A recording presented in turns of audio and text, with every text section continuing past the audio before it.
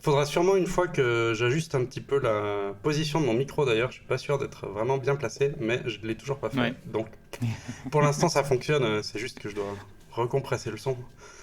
Ouais. Et que je pourrais peut-être moins le compresser après par derrière, mais bon, ma foi, la magie du traitement sonore ça fonctionne, c'est parfait. Est-ce que tu bois du thé? Qu'est-ce que tu bois? Oui, je bois un long gin, plus précisément un Pre-King-Ming long gin. Mhm. Apparemment, c'est un long gin récolté avant la fête des récoltes. D'accord. Et la fête des récoltes s'appelant le King-Ming, d'où le Pre-King-Ming long gin. Donc c'est un thé vert chinois qui est très très fin celui-ci et très agréable.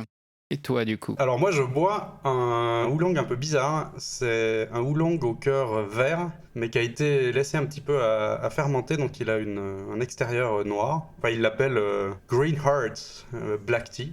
Il est vieux parce qu'il date de 2003, Ah oui, et j'avoue que c'est un de mes thés préférés, quoi. ça a l'air pas mal en effet. Ouais, c'est vraiment... ça descend tout seul, il a un petit peu de corps, mais en même temps il reste très subtil, donc tu peux en boire plein plein plein.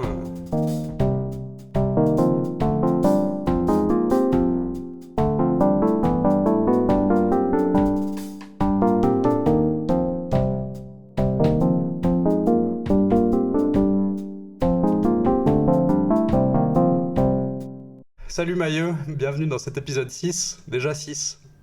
Salut Daoro. Aujourd'hui, on pensait faire un épisode de feedback complet, parce que ça fait bientôt 6 mois qu'on enregistre, et que ce serait bien juste de faire le tour de qu'est-ce qui se passe. J'ai plein de questions, et je pense que tu en auras peut-être aussi pour moi, et on va espérer que ce sera pas trop gênant pour voir qu'est-ce qui s'est pas passé. Pas trop nerveux, ça va? Ça va. Je voulais peut-être commencer par une des toutes premières choses dont tu avais parlé.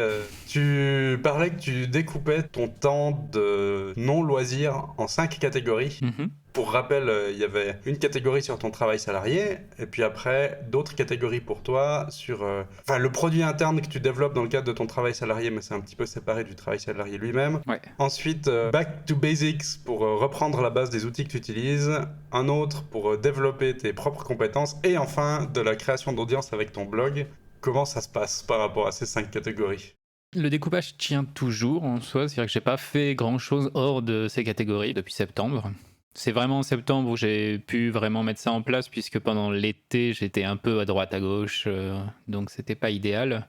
Ces derniers temps, j'ai eu quand même mon travail salarié et ce que tu as appelé le produit interne. Ces deux catégories-là, ces derniers temps, ils ont pris beaucoup plus d'ampleur que d'habitude. Au final, j'ai quasiment réduit le back to basics, c'est quelque chose que j'ai pas fait depuis très longtemps, il me semble. Et mon blog, c'est vraiment au ralenti en ce moment. C'est pas quelque chose qui m'arrange non plus. C'est quelque chose que je suis en train aussi de réfléchir. Typiquement, le produit interne, c'est sûrement quelque chose auquel je vais réduire le temps que j'alloue dessus. Il faudra que je discute ça avec le reste de l'équipe, évidemment, mais du coup, j'aime bien l'idée, en tout cas, le concept de me limiter à ces 5 catégories qui, du coup, limitent la quantité de projets que je vais démarrer, etc.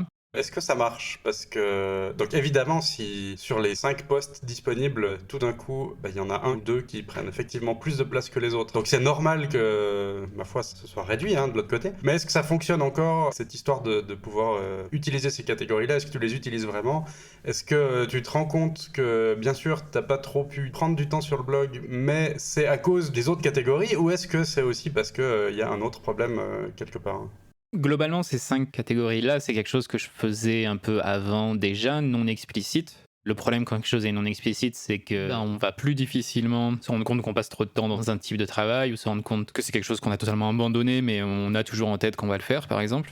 Ouais. Là, l'avantage, c'est que du coup, j'ai pu me rendre compte que mon travail salarié et ce produit interne me prenaient pas mal de temps. Et donc, en ce moment, je suis en train d'essayer de résoudre ça. Mhm. Après, je me suis aussi rendu compte de manière générale que les différents systèmes que j'avais mis en place récemment ont pris un peu trop de place, peut-être, dans ma vie, je sais pas trop. Mais enfin, typiquement, ma to-do list est totalement surchargée en ce moment. C'est l'impression d'avoir beaucoup trop de choses en simultané. Le back to basics, par exemple, c'est quelque chose que je pense que je vais retirer totalement, ou peut-être pour le remplacer, mais je suis pas encore 100% sûr en ce moment. Je me souviens que dans un épisode, je disais que ce qui serait pas mal, c'est que j'arrive à réduire à même 4 catégories. Et en fait, d'une certaine manière, récemment, j'ai réalisé que c'était le cas parce que le côté blog plus développer mes compétences, au final, c'est sur le même type d'outils ou de choses. Et je vais, en travaillant mes compétences, ça me donne aussi Matière à écrire. matière à écrire, exactement. Donc il y a un espèce de thème commun qui va traverser chacune des catégories, qui émerge un peu. Donc je sais pas si c'est quelque chose que je vais continuer longtemps encore ou pas, mais en tout cas c'est quelque chose que j'ai trouvé ces derniers temps assez utile. Voilà, maintenant que tu dis ça, ça me fait penser, tu as 5 catégories, mais s'il y en a 2 qui prennent trop de place, est-ce que ça vaut effectivement pas la peine d'en supprimer une, même de manière temporaire, hein. Et quand ça se sera calmé d'une manière ou d'une autre, bah, tu pourras réintégrer ça. Ça rejoint aussi ce qu'on disait à un moment donné où les systèmes qu'on utilise dans nos vies ne doivent pas être figés mais organiques et puis évoluer avec nous et puis avec ce qui change aussi dans notre environnement, dans notre vie, etc. Le concept a été utile, le fait que ce soit 5, ben, ça c'est quelque chose que j'ai choisi un peu arbitrairement en fait, c'est parce qu'au moment où j'ai choisi, je trouvais que c'était déjà très petit, on va dire.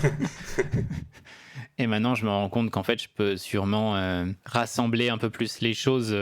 Si je rassemble, par exemple, l'histoire du blog et de développer mes compétences, quand je développe mes compétences, je pense aussi en simultané à me dire, ben voilà, je vais prendre plus de notes. Comme ça, je vais pouvoir plus facilement créer un article de blog ensuite. Il y a une synergie qui sera plus intéressante en réduisant aussi. En mutualisant un petit peu ça, ça te permet de faire 1,2 fois le travail de une catégorie, mais de pouvoir répondre à l'équivalent de 2 catégories en y pensant mieux, quoi. Sûrement, oui.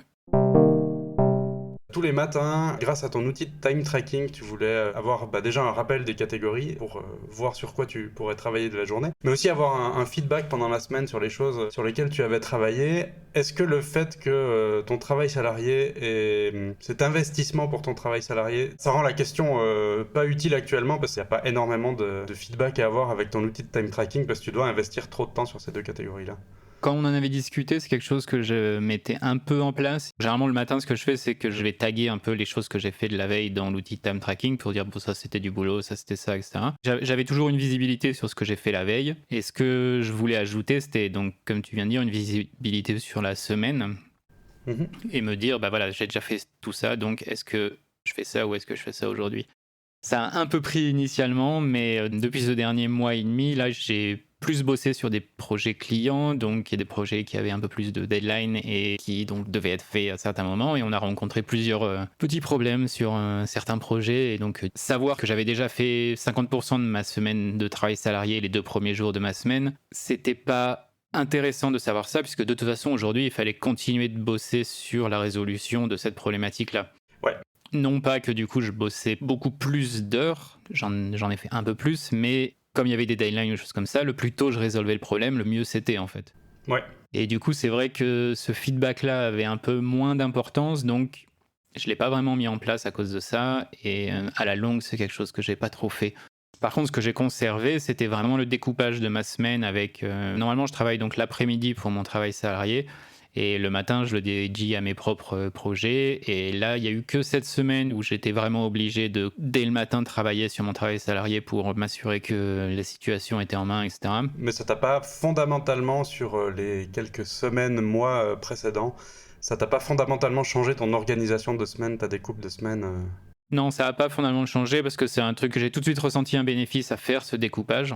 Et du coup, c'est vraiment un découpage que je veux conserver. Donc, je faisais en sorte que voilà, il fallait vraiment que ce soit urgent, qu'on ait vraiment un vrai problème où je devais, moi, agir pour que je casse cette organisation-là. Donc ça, c'est quelque chose que j'ai vraiment conservé et que je trouve, dans mon cas, qui est assez efficace. Ouais. Alors moi j'ai un truc un petit peu inverse par rapport à ça. Je peux faire un peu mon feedback de routine du matin où je voulais pouvoir me lever, faire de la méditation, faire un petit peu d'exercice et puis être sûr que je me lave tout de suite et que je fasse un thé tout de suite et pas que je traîne en pyjama jusqu'à midi. Voilà, pour être sûr que en fait c'était déjà des trucs de fait et ça me lançait. C'était pour dire non, j'essaye d'avoir un rythme et une routine. Ça a bien marché pendant quelques semaines. Ça a bien marché aussi que j'aille régulièrement à la bibliothèque pour travailler. Après 2-3 semaines de ça, j'ai eu un gros morceau de cours à préparer. Et là, malheureusement, j'avais besoin... Ouais, c'est un peu ça. J'avais besoin de mon ordinateur fixe qui a Oui. les programmes nécessaires à faire que je peux pas avoir sur mon portable. Donc il fallait que je sois en contexte d'être à la maison, quoi. L'histoire de la routine du matin, moi je trouve que ça m'a vraiment beaucoup aidé. Et le changement de contexte d'être à la bibliothèque aussi, je trouve que j'étais très efficace et enfin, c'était vraiment bien. Autant pour ma productivité que pour mon hygiène mentale, on va dire ça. Et après de devoir rester à la maison par obligation. Donc là j'ai bien vu la différence, que la routine du matin, alors c'était un petit peu foutu parce que il y a eu cette cassure là, parce que j'étais vraiment focalisé sur non, il faut que j'avance ma préparation des cours. Si j'avais pu, je pense j'aurais été plus efficace depuis la bibliothèque, parce qu'effectivement à cause du fait que je reste à la maison et que ma routine soit pas super bien faite le matin, ça m'a un peu ralenti, voilà. Typiquement, j'avais une semaine pour faire ça. Et les 2 premiers jours, j'avais vraiment l'impression de tourner en rond et de faire péniblement chaque ligne de texte à écrire. Alors que les 3 derniers jours, j'avais un bon flow, c'était vraiment cool. Mais voilà, il y a eu ce petit cassage de routine. Heureusement, j'ai appris que c'était pas grave. J'imagine que t'es un peu familier du côté il faut 21 jours pour établir une routine. Ouais, je me souviens de la grande époque, il y avait même un site complet dédié à ça qui s'appelait Habitforge, il me semble. Eh ben en fait, il semblerait que bullshit, et que même des trucs dont on ferait régulièrement depuis plusieurs années, ça pourrait quand même se casser. Et même des choses qu'on n'a pas forcément fait 21 jours, même des choses où on a de temps en temps des breaks mais pas trop longs, eh ben en fait ça tient. Je sais pas si c'est le fait de l'avoir lu qui m'a auto-convaincu, mais Ouais. pendant une semaine, j'ai pas médité du tout. Puis là, j'ai recommencé il y a 2-3 jours et ça se fait naturellement. Mon expérience avec certaines de mes habitudes, c'était ça justement, et c'est ça qui m'a aussi convaincu de cette histoire de 21 jours était une simplification grossière en fait du truc. Typiquement, tu parles de la méditation. Moi, la méditation, là, je pense que ça fait 3-4 jours que j'en ai pas fait, mais je sais que si j'en ai besoin, je vais le faire. Mon but, c'est pas spécialement de méditer tous les jours pour méditer tous les jours, mais c'est pour instaurer l'hygiène de méditer quand j'en ai besoin. Initialement, c'est intéressant de se forcer un peu à se dire bon, je fais ça tous les jours parce que comme ça, on voit l'avantage. Et ensuite, quand ça s'intègre, c'est une hygiène, c'est-à-dire que au bout d'un moment, tu sens que il faut passer un coup de balai dans le mental et que un petit peu de méditation et s'y remettre un peu, ça ferait du bien. Je confirme bien quand j'avais vraiment ce contexte et cette idée de ne pas vouloir louper un jour pour ne pas casser ma série.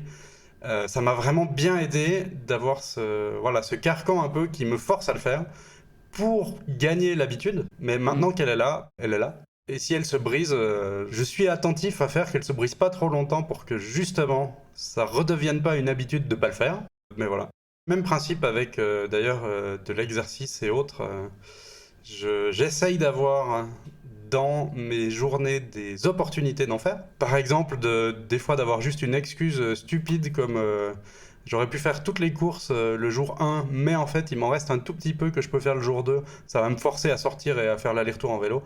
Et voilà, ça me fait un petit peu d'exercice. C'est pas long, ça me prend 20 minutes et au moins c'est fait, quoi. J'essaye plutôt d'avoir un cadre qui me donne des opportunités de faire certaines choses, méditer, sortir, faire de l'exercice, d'être un peu plus actif.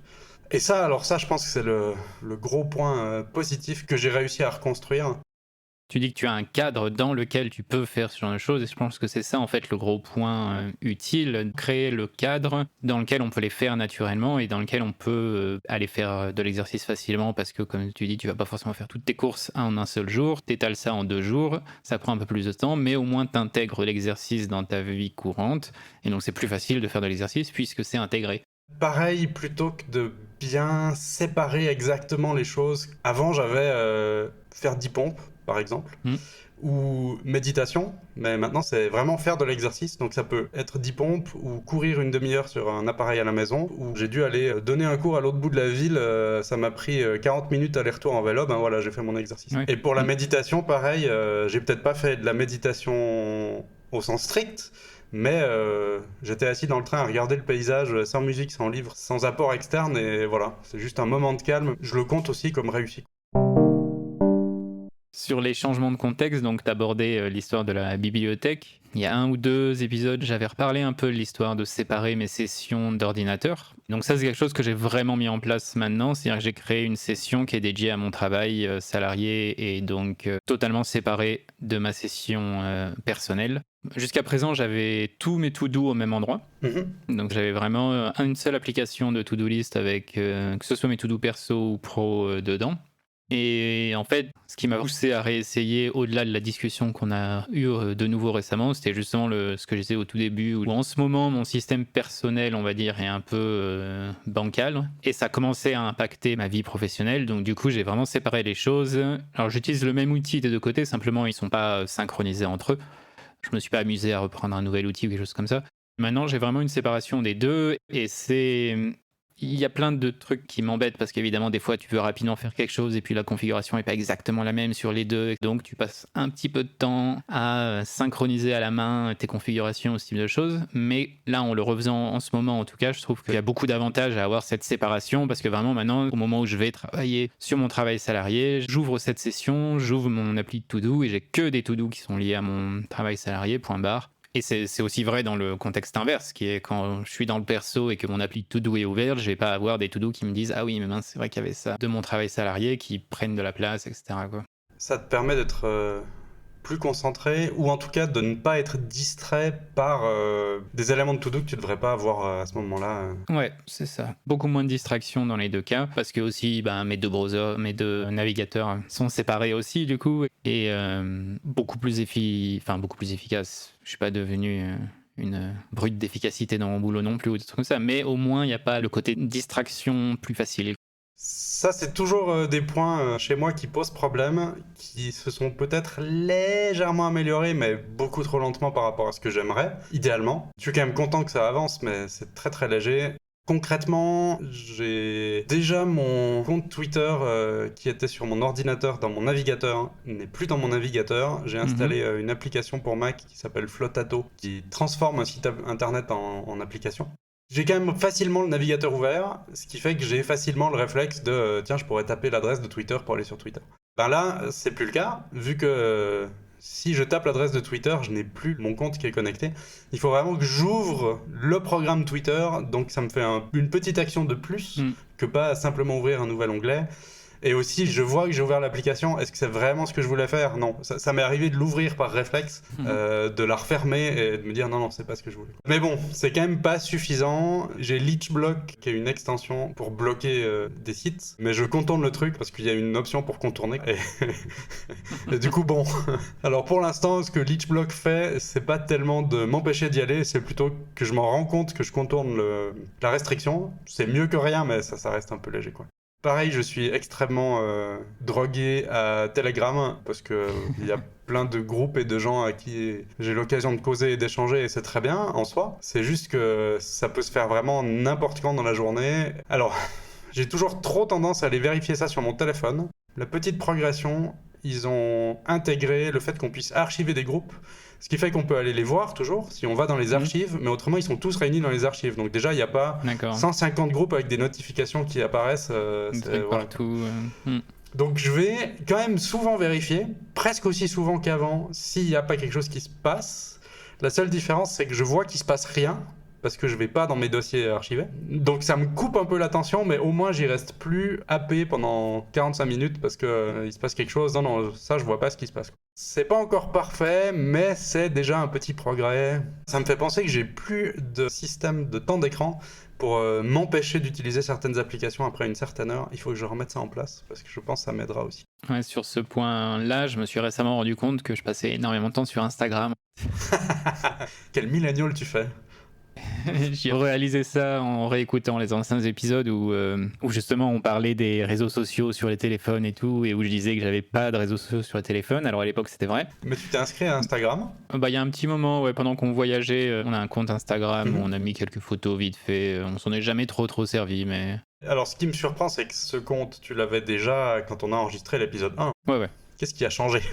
Je sais pas. Enfin, si, je sais plus ou moins. C'est-à-dire que Instagram est très bon à te profiler. Et il a très vite compris que je suivais un peu des trucs de comics en ligne. Et du coup, il s'est mis à m'en proposer plein des biens. Ah, ben oui. Et voilà. Et Instagram est très fort, je trouve. Et du coup, en fait, maintenant, j'ai beaucoup de... Je dis beaucoup, mais c'est pas non plus hallucinant, parce que je ne suis pas non plus énormément de trucs, mais ça m'a construit un petit réflexe d'y aller. Et comme tu disais avec Leechblock, je contourne constamment le truc. Mais je me rends compte, comme tu disais avec Leechblock, au moins, c'est pas instantané, et il y a plusieurs fois quand même où quand j'ouvre Instagram par réflexe, c'est non, là c'est bloqué, et puis ah oui, bon, allez, ça vaut peut-être pas le coup que je l'ouvre. Parce que j'ai deux limites. Enfin, pour Instagram, j'ai une limite journalière de je sais plus, 5-10 minutes peut-être, quelque chose comme ça. Et sur mon téléphone, il passe en ne pas me déranger, automatiquement de 8h du soir à 10h du matin, quelque chose comme ça. Et donc du coup, dans ces moments-là, Instagram n'est pas dans les applications que je peux utiliser tout le temps. Là, par contre, que j'ai déjà fait 5 ou 10 minutes, il va à chaque fois dire hey, est-ce que tu es sûr de vouloir regarder ça Donc voilà, je me suis rendu compte de ça récemment et peut-être qu'il faudrait que je réduise ça aussi, je sais pas. Le problème aussi, c'est la situation dans laquelle tu vas vérifier ça. Parce que les petites BD web, j'en lis aussi plusieurs et c'est vraiment bien. Je trouve qu'il y a de l'humour qui est bien, ou de la manière de raconter les histoires aussi qui sont intéressantes. Il y a du dessin qui est sympa. Donc, dans l'absolu, ce serait bête de se priver de tout ça en disant non, je ne vais plus, toi sur Instagram, moi dans mes flux RSS. Mais effectivement, il faudrait pas le faire à 2h de l'après-midi de manière compulsive. Oui, voilà, c'est ça. Mon but, c'est pas privé, ouais. Et sur Instagram, il y a pas mal d'auteurs que je suis aussi dans mes flux RSS, mais je trouve qu'il y a des comics qui se prêtent plus aux flux RSS et d'autres plus à Instagram. Certains des artistes que je suis qui utilisent le format d'Instagram, en fait. C'est-à-dire le fait que tu aies une case par une case que tu dois scroller horizontalement. Il y avait certains comics où en fait il y avait une seule et unique image sur les 4 cases séparées et en fait quand tu scrollais automatiquement il y avait une espèce d'animation, c'était pas animé évidemment mais là en sensation ça faisait un truc animé etc. Donc j'ai trouvé intéressant que le médium, c'est chouette, c'est très chouette, ouais. Le médium est utilisé par certains artistes avec ses limitations aussi etc. Et j'avais trouvé ça cool à plusieurs reprises. C'est intéressant, c'est vraiment intéressant. Par contre, le truc que je vais noter pour moi, c'est de ne pas aller regarder sur Instagram.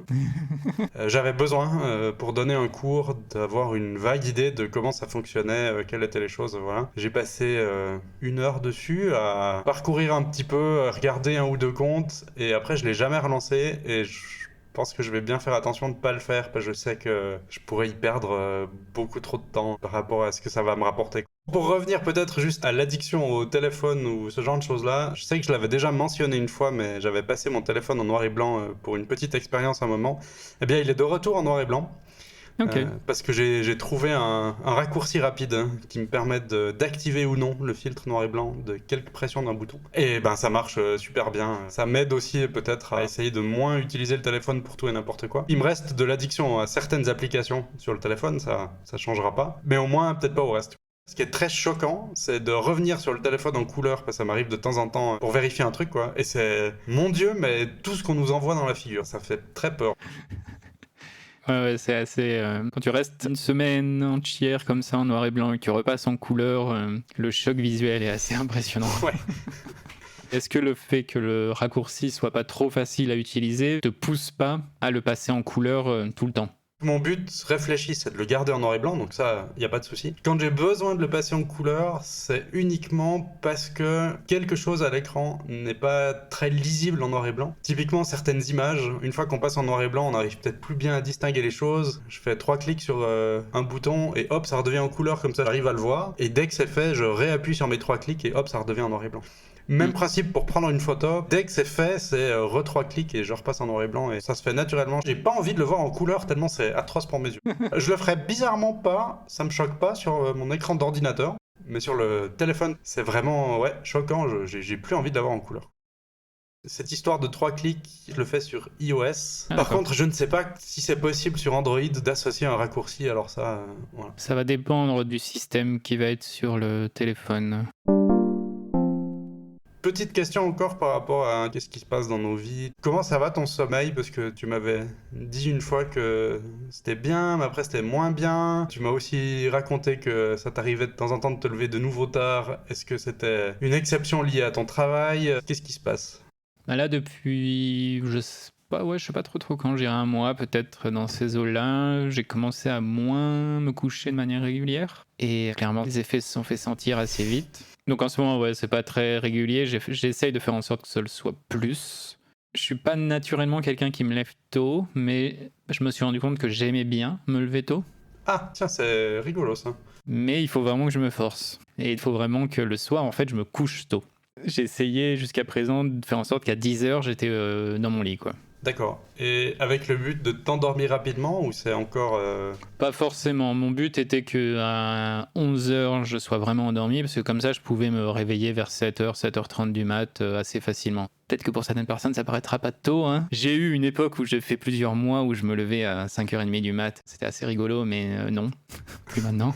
Malheureusement, je suis pas capable. Ouais. Je pense que c'était aussi l'appart dans lequel j'étais à un moment donné, où on était au 5e étage, on surplombait un peu la ville, et puis le soleil se levait pas en face de la baie vitrée, mais presque. J'avais beaucoup aimé en hiver me lever très tôt, me mettre à la table basse, méditer, sortir mon journal ou je sais pas quoi pour écrire, et puis avec une couverture, parce qu'il faisait frais quand même, un petit thé, etc. Et puis avoir le soleil qui se levait au fur et à mesure sur la ville silencieuse, etc. Je trouvais ça pas mal. Mais moi, ça me demande dans ce cas-là, de me coucher à 8h du soir. Tout le problème, c'est d'arriver à... parce que si je redémarre à me coucher à 10h, j'ai l'impression que j'ai des journées minuscules. Enfin bon. Du coup, en ce moment, ouais, c'est pas folichon, on va dire. C'est pas folichon en termes de régularité, en termes d'heures de sommeil. Ouais, de régularité et de qualité, j'ai l'impression. Donc il y a quelque chose autre que j'ai pas identifié parce que je dors énormément plus qu'il y a quelques mois. Où là, je fais des nuits des fois de 12 heures et puis j'ai l'impression de pas avoir dormi. Effectivement, c'est possible. Hein. C'est pas que la durée qui compte. Il y a un effet pervers avec le sommeil qui est que plus tu dors. Et que c'est pas parce que tu dors beaucoup aussi que t'as l'impression d'être... Mince, le mot m'échappe. Reposer ? Oui, voilà. C'est même souvent le contraire, c'est-à-dire que tu as un sweet spot, on va dire, où si tu dors, on va dire 9 heures, tu as l'impression d'être reposé, mais dès que tu vas tomber plus loin que 10 heures, 10h30, 11 heures, tu vas pas avoir l'impression d'être reposé. Hein. Donc voilà, ouais. En ce moment, c'est toujours un peu le bordel et j'essaie d'identifier pourquoi. Mais de ton côté, toi, ça avait bien pris, il me semble, d'être assez régulier. De nouveau, c'est pas aussi idéal que ce que j'aimerais, mais c'est pas mal. J'en profite pour rappeler le livre de Matthew Walker, on retrouvera ça dans les références.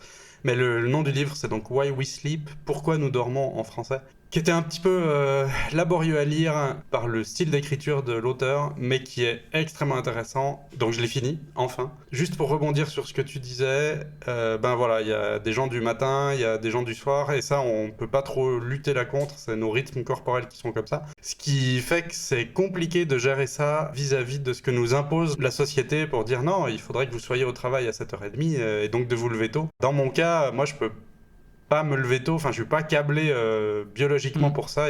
Alors je peux me lever à 8h, ça se fait assez bien. Ces temps, je me lève entre 8h15 et 9h moins quart. Vraiment au plus tard, je suis levé, sorti du lit. Mais me lever à 6h, c'est vraiment une douleur pour moi et après je suis pas bien. Mais ça veut aussi dire que le soir, pareil, je suis incapable d'aller me coucher et de réussir à m'endormir. Je peux pas faire ça avant 10h, 11h. Donc là, mon objectif, ça aurait été de vraiment extinction à minuit, réveil à 8h, c'est ce que j'aimerais faire. Je suis toujours pas là-dessus parce que je suis pas assez strict et discipliné, mais naturellement, je suis vers minuit et demi, 8h30. Donc en fait, ça me va.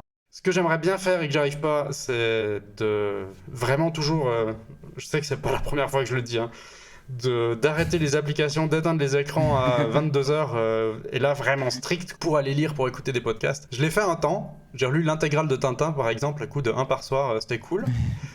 Et après, ben voilà, j'ai perdu le fil, donc il faut vraiment que je m'y remette parce que je pense pour moi que ça va beaucoup m'aider sur être frais le lendemain parce qu'il y a eu un moment de descente en fin de journée et donc du coup un sommeil aussi de qualité après et de motivation pour faire les choses plutôt que de traîner en rond devant le PC.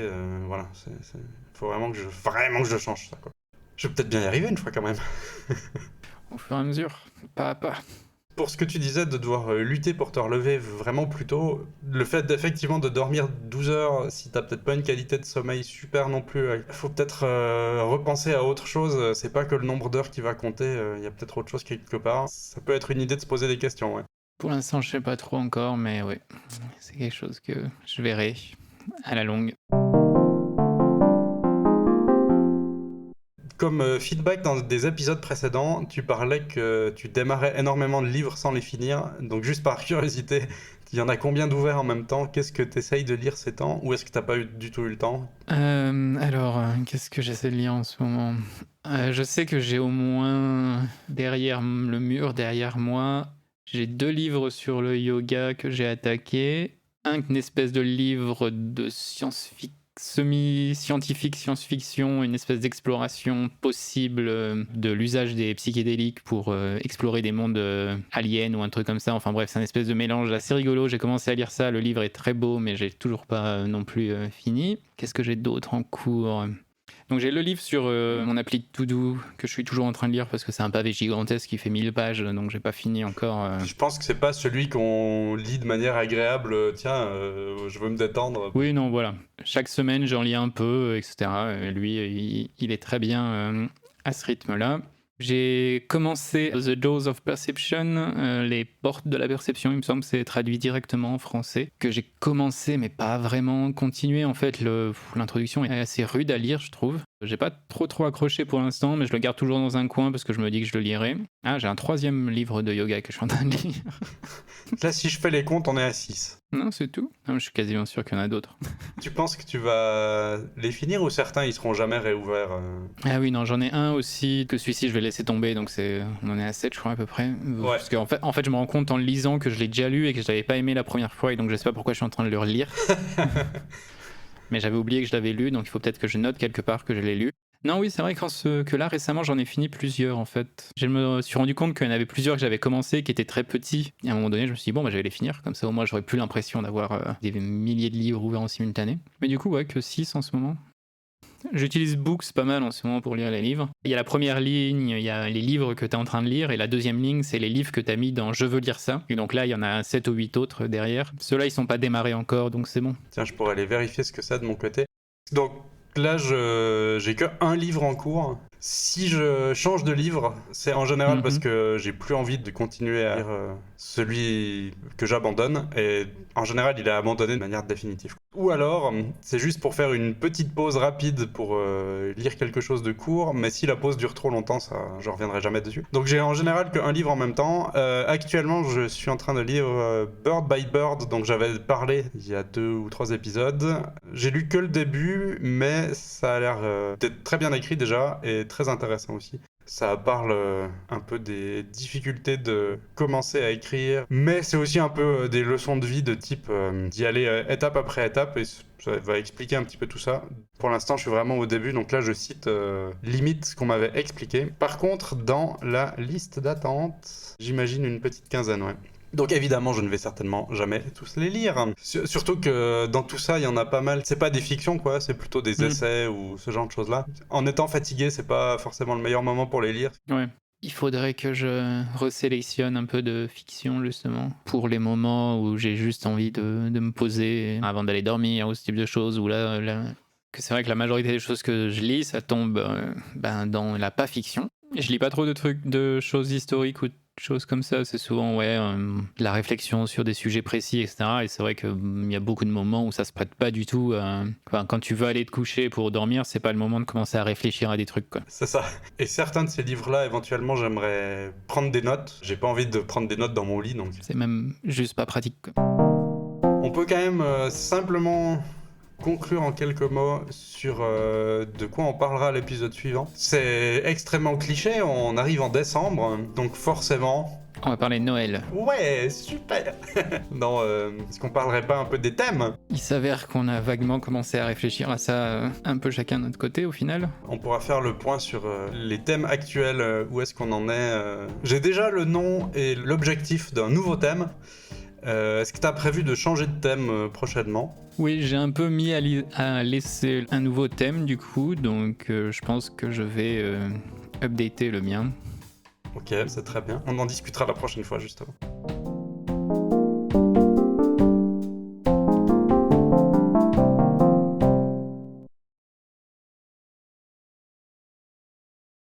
Ce serait bien pour une fois aussi, parce qu'on l'a pas refait depuis l'épisode 1, qu'on se dise salut et le prénom, parce que comme ça peut-être, enfin le prénom, oui. le pseudo quoi. Qui on est ? Voilà, les gens, est-ce qu'il y aura le même problème qu'avec Invisibilia, genre mais c'est qui déjà ? Bon, on a des voix assez différentes peut-être, mais...